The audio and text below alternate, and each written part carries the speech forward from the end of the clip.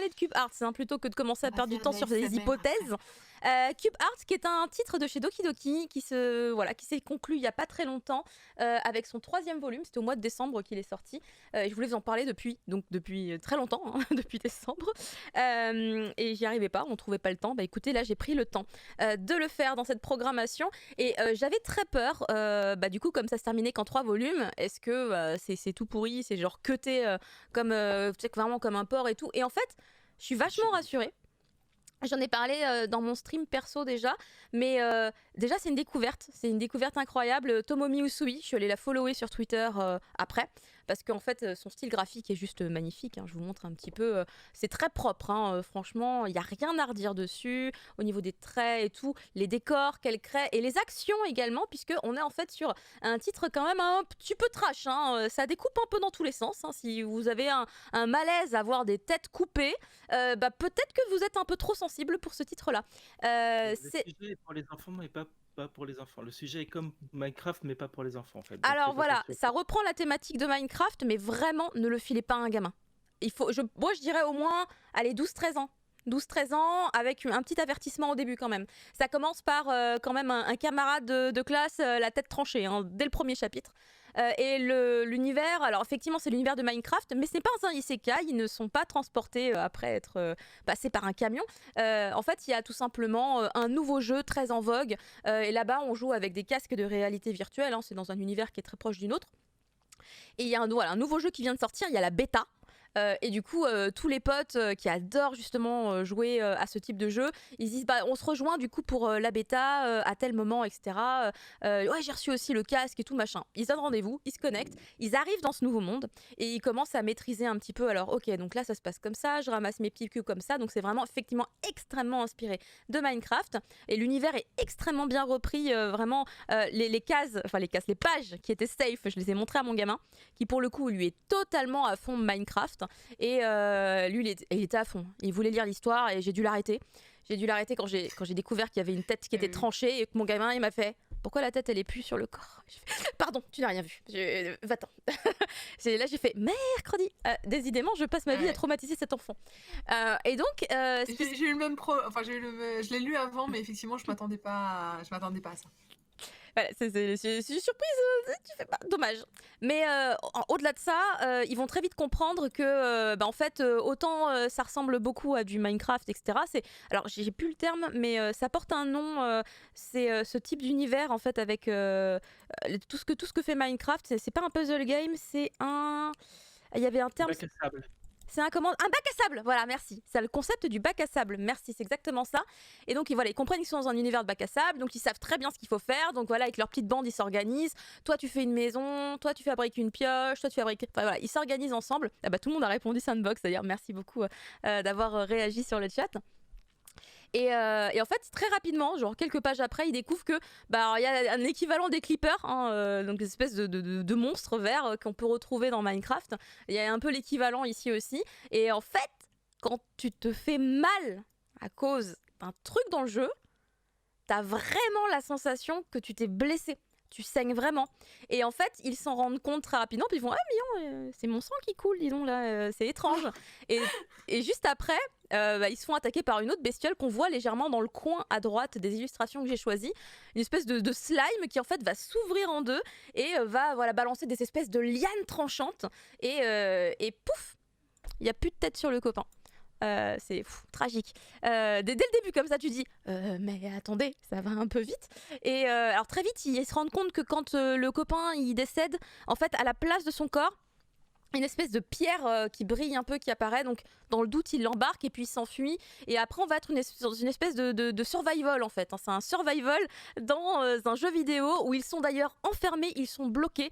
Il y a effectivement des points de sauvegarde, de points de restauration, et surtout des endroits pour repartir, revenir et tout. Il n'y a plus rien qui marche, le jeu est buggé, apparemment c'est la merde. On voit plein d'utilisateurs qui sont là, des utilisateurs qui sont là qui sont apparemment bloqués depuis des mois et des mois dans le jeu, donc c'est l'angoisse, c'est le stress.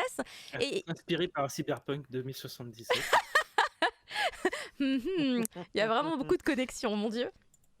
Et donc très vite ils vont se faire quelques, on va dire, des alliés avec d'autres gens, etc. On va découvrir ce qui se passe vraiment en coulisses finalement du jeu vidéo, et puis il y a des personnes très très mal intentionnées qui vont apparaître dans l'histoire et on comprend pas en fait finalement d'où elles sortent, pourquoi elles sont là, qu'est-ce qu'elles font, pourquoi elles font tout ça, et ça va aller loin, tu vois, c'est vraiment catégorie seinen parce qu'on n'est vraiment pas sur des trucs mignons et gentils, hein.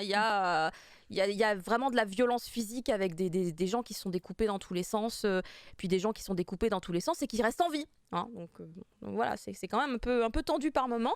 Et en 3 tomes, j'avais vraiment peur que du coup ça se cut trop violemment parce que les 2 premiers tomes qui ont été vendus ensemble étaient vraiment denses. Je me disais, waouh, ça me transporte et tout. Je me disais, mais c'est trop bien. Et ça présentait plein de trucs. Vraiment, comme je vous disais, voilà, il y a des méchants et tout ça. Et en fait, dans le 3e tome, je me disais, mais comment ils vont faire ? Comment elle va faire l'autrice, hein, Tomomi Usui, comment est-ce qu'elle va s'en sortir ? Et finalement, son tome 3, alors il va super vite, mais on sent pas forcément qu'il va trop vite. C'est juste que d'un seul coup, la narration s'accélère un petit peu dans le sens plus de temps mort. Là, on n'a plus que des résolutions, des explications, des combats qui sont vraiment décisifs. Et on se termine finalement cette histoire avec énormément de réponses qui sont apportées. On va dire 99% des questions qu'on se posait trouvent une réponse. Et il reste un mais microscopique petit flou, avec une fin pareil, un petit peu ouverte, hein, que donc sur les titres dont on a parlé. C'est très légèrement ouvert, mais en fait, ma vraie déception dans Cube Arts, c'est même pas qu'on arrive à 3 tomes et que l'histoire s'arrête. C'est que, en fait, pour moi, ça ressemble absolument beaucoup trop à une fin d'arc. J'ai l'impression qu'on vient de me terminer un arc. Et qu'en fait, je veux la suite. Parce qu'en fait, c'est comme si c'était trois gros volumes qui te font une grosse intro, tu vois. Et que là, on est parti. Et en fait, derrière, il n'y a plus rien. Mais c'est quand même un truc qui est construit et qui tient bien la route en 3 volumes. Donc, j'étais assez contente de ça. J'avais peur, vraiment, c'était une angoisse que j'avais. Donc, je suis plutôt contente à ce niveau-là. Je suis assez satisfaite. Parce que du coup, c'est 3 tomes que je vais offrir à personne. Je vais les garder. Et puis, quand mon fils sera grand, il pourra les lire. Et quand il sera grand, il joue plus à Minecraft, ça lui rappellera peut-être des souvenirs, ou alors il dira vas-y, c'est trop ringard. Il jouera peut-être plus à Minecraft. C'est trop ringard, c'est quoi ça, Minecraft? Je sais pas. Mais en tout cas, moi j'ai beaucoup aimé, au-delà du fait que mon gamin est à fond sur Minecraft, l'univers il est assez agréable et vraiment, bon, j'ai pas mis 40 000 pages, mais c'est dur de vous montrer. J'ai le tome 3 sous la main, c'est dur de vous montrer des trucs sans vous spoil vraiment. Les dessins sont magnifiques. Là, par exemple, c'est un personnage clé dont je vous ai pas parlé, mais on la voit sur la couverture de la... Ah oui, on la voit aussi sur la couverture du tome 1, mais elle est sur la couverture du tome 2, surtout, c'est cette demoiselle blonde, voilà, hors contexte, mais les dessins sont hyper beaux. Les dessins sont hyper beaux. Je trouve qu'on est sur un niveau, mais tellement réussi au niveau des... Alors, tout, proportions et tout. Les décors sont pas mal. Je sais pas si je peux vous montrer un peu plus des décors, ou... Non, là, c'est une explosion. Bon, regardez, voilà, une espèce de petite maison, dans le style un peu Minecraftien, dans l'idée. Mais tout est très réussi. Pour moi, il n'y avait vraiment aucun faux pas dans l'intégralité du contenu. Ah voilà, ça j'aimais beaucoup cette double page-là. Parce qu'on a, du coup, on a tout un petit bout d'une ville qui est représentée. Et je trouve que elle a fait un super job, du coup, l'autrice. Et j'ai tout aimé. Et puis il y a des créatures un peu moches et dégueulasses comme ce truc blanc là qu'on voit dans le fond. Je vous explique pas trop ce que c'est. Mais moi j'ai vraiment beaucoup aimé. Et d'ailleurs les pierres dont je vous parlais, enfin la pierre en tout cas qui a été créée à la suite de la mort du camarade au tout début. En fait c'est ça. Ça ressemble à ça. Petite pierre qu'on voit là et qu'on voit du coup là sur la cover du tome 3. Espèce de petites pierres rondes en fait. Ce sont en quelque sorte, on va dire des âmes des gens. Et apparemment, il y a moyen de faire des trucs avec ces petites pierres. On voit des pierres, hein, beaucoup. On voit beaucoup de pierres.